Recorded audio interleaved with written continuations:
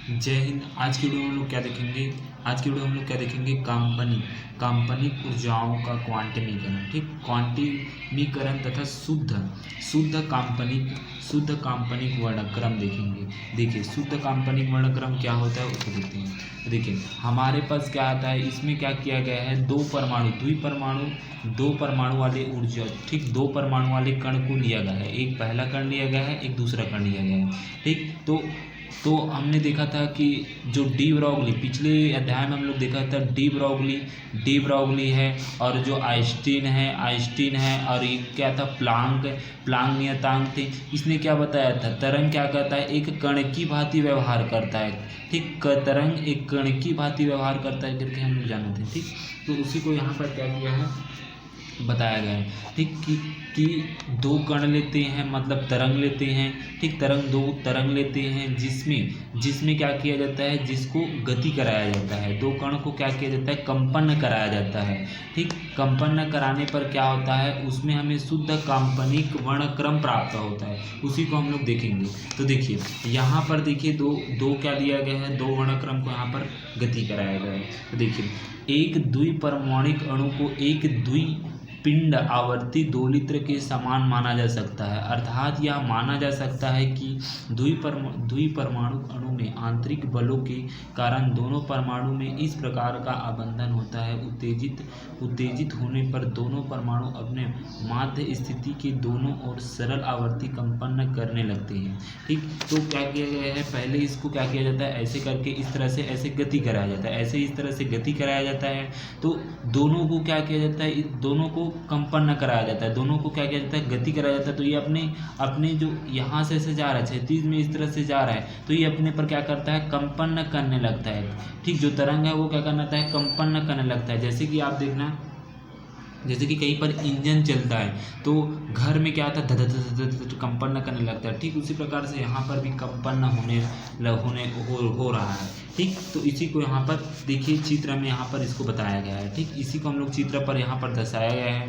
तो देखिए, इस प्रकार से इस प्रकार से ये हमारे पास एक लकीर इस तरफ से खींचे और इसको इस तरफ देखिए। यहाँ पर देखिए, एक तरंग इस प्रकार से जा रहा है, एक तरंग नीचे से जा रहा है। इस प्रकार से इसको डैश से हम लोग दर्शा दिए और इसको सीधा पेन से खींच दिए। ठीक, इसकी जो ये वाला दूरी है, ठीक, डैश वाला दूरी है, मतलब बिना डैश वाला, मतलब ये वाला तरंग, फर्स्ट तरंग है, उसकी दूरी क्या है, r0 है। ठीक, और ये जो क्या है, ये तरंग है, वो r वेग से क्या कर रहा है, r से गति कर रहा है। ठीक, यहाँ पर मूल बिंदु O लिए हैं, यहाँ से लेकर यहाँ तक का दूरी u है, और यहाँ से लेकर यहाँ तक का दूरी क्या है, u0 है। ठीक, तो इस प्रकार से इसमें हम लोग लिए हैं। ठीक, अब इसी को हम लोग क्या करेंगे, माना करके लिखेंगे।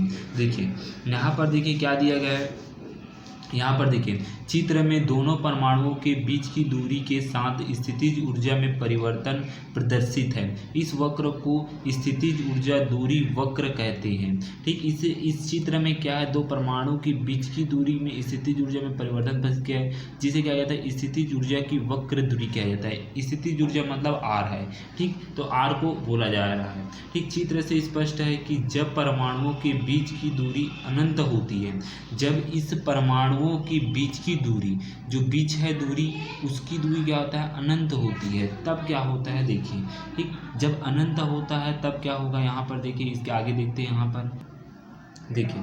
ठीक, जब अनंत होता है तो स्थितिज ऊर्जा 0 होता है। ठीक, जब क्या होता है, जब हमारा जो क्या है, स्थितिज परमाणुओं के बीच की दूरी, r का मान क्या होता है, r का मान क्या होता है, r का मान अनंत होता है, तो उसकी जो ऊर्जा है, स्थितिज ऊर्जा हम लोग क्या लिए हैं, इसमें भी r लिए हैं। ठीक, या तो μ0 इज इक्वल टू क्या होता है, 0 होता है। ठीक, तो इस प्रकार से यहाँ पर क्या होता है, 0 होता है करके बताया गया है। ठीक, तो यहाँ पर तो स्थितिज ऊर्जा 0 होता है। जैसे परमाणुओं के बीच की दूरी घटती है, उनके बीच आकर्षण बल बढ़ता है, जिसके कारण स्थितिज ऊर्जा घटने लगती है, तथा r = r0 पर स्थितिज ऊर्जा न्यूनतम -μ0 हो जाता है। r0 को परमाणुओं के बीच की साम्य दूरी कहते हैं, तथा न्यूनतम स्थितिज ऊर्जा μ0 को बंधन ऊर्जा कहते हैं। ठीक, तो देखिए, म्यू ऊर्जा को हम लोग क्या कहते हैं, बंधन ऊर्जा कहते हैं। ठीक, बंधन ऊर्जा कहते हैं। अब परमाणुओं के बीच की दूरी और घटने पर उनके मध्य आकर्षण बल लगता है, जिसके कारण स्थितिज ऊर्जा बढ़ने लगता है। ठीक, तो देखिए यहाँ पर क्या होता है, जो बंधन ऊर्जा क्या है, बंधन ऊर्जा हमारे पास क्या है, बंधन। ठीक, बंधन ऊर्जा हम लोग क्या लग रहा है, μ0 लग रहा है। तो बंधन ऊर्जा एक प्रकार का ऊर्जा है, और परमाणुओं के बीच क्या बल लगता है, संयोजी बल लगता है कि नहीं लगता है। आप लोग केमिस्ट्री में पढ़े होंगे संयोजी बल। ठीक, संयोजी बल, आयनन बल, ठीक इस प्रकार से पढ़े होंगे। तो उसमें क्या कहता है, ठीक परमाणुओं के बीच की और घटने पर उसके मध्य प्रतिकर्षण बल लगता है, जिसके कारण स्थितिज ऊर्जा बढ़ने लगता है। इसके मध्य क्या होता है, स्थितिज ऊर्जा का बढ़ने लगता है। ठीक, अब उसके बाद देखते हैं यहाँ पर, यदि बाह्य ऊर्जा देकर परमाणुओं के बीच की दूरी r0 है। ठीक, तो देखिए यहाँ पर, देखिए यहाँ पर मान लीजिए, यहाँ पर देखिए, यदि इस परमाणु को हम लोग क्या दे देते हैं, बाह्य ऊर्जा, यहाँ से हम लोग बाह्य ऊर्जा इसको दे देते हैं, तो इसकी दूरी क्या हो जाती है, r0 हो जाती है। यहाँ से यहाँ तक का दूरी क्या हो जाती है, r0 हो जाती है। जैसे कि ये कुछ इस प्रकार से ऐसा बना रहता है। ठीक, सिंपल फॉर्म में इस प्रकार से ऐसे परमाणु रहता है। ठीक, परमाणु ऐसे कुछ इस प्रकार से रहते हैं। ठीक, मान लीजिए यहाँ पर इलेक्ट्रॉन है। अब इसको जैसे मान लीजिए मैं इस इलेक्ट्रॉन को ऊर्जा दे दिया, तो ये हो जाएगा प्रतिकर्षण होकर इसकी लंबाई फिर से ऐसे बढ़कर यहाँ पर आ जाएगी, यहाँ पर आ जाएगी। तो इसकी दूरी को क्या लिया गया है, r0 लिया गया है। ठीक, r0 को इसकी दूरी को लिया गया है। ठीक, तो यहाँ पर देखिए r0 बढ़कर क्या हो जाएगा, बढ़कर r0 से बढ़कर क्या हो जाएगा, r की ओर जाती है, तो परमाणु कंपित गति करने लगते हैं। चूंकि अणु का विस्थापन r माइनस में r0, ठीक अणु का विस्थापन r माइनस में r0 होता है, अतः अणु पर लगने वाला प्रत्यानयन बल क्या होता है, प्रत्यानयन बल क्या होता है, बल अनुक्रमानुपाती होते हैं दोनों के बीच की दूरी। देखिए यहाँ पर, देखिए यहाँ पर क्या है, जैसे कि ये देखिए, जब ऊर्जा नहीं दिए थे तो r0 था, अब ऊर्जा दे दिए तो बढ़कर क्या होगा, r हो गया है। ठीक, ऊर्जा नहीं दिए थे तो प्रारंभिक माइनस में अंतिम किया जाता है। ठीक, तो अंतिम माइनस में प्रारंभिक करेंगे। तो देखिए यहाँ पर उसी को क्या किए हैं, F अनुक्रमानुपाती माइनस में। ठीक, क्योंकि प्रत्यानयन बल क्या होता है, माइनस में होता है, इसी कारण माइनस चिन्ह को लगा है। ठीक, तो F अनुक्रमानुपाती माइनस r माइनस में r0 होता है। ठीक, अब अनुक्रमानुपाती को हटाते हैं तो F is equal to minus K r minus में r0 होता है। समीकरण 1 ले लेंगे, जहाँ के क्या है, बल नियतांक है करके हम लोग इसमें बता देंगे। ठीक, अब उसके बाद देखिए इसके आगे क्या होता है, इसके आगे देखिए क्या होगा। देखिए यदि अणु के दोनों परमाणुओं का द्रव्यमान m1 व m2 हो तब, अब देखिए जो हम लोग इस प्रकार से ऐसे बनाए थे, नहीं ऐसे बनाए थे इस प्रकार से। ठीक, इस प्रकार से हम लोग ऐसे इस प्रकार से बनाए थे, इस प्रकार से ऐसे बनाए थे।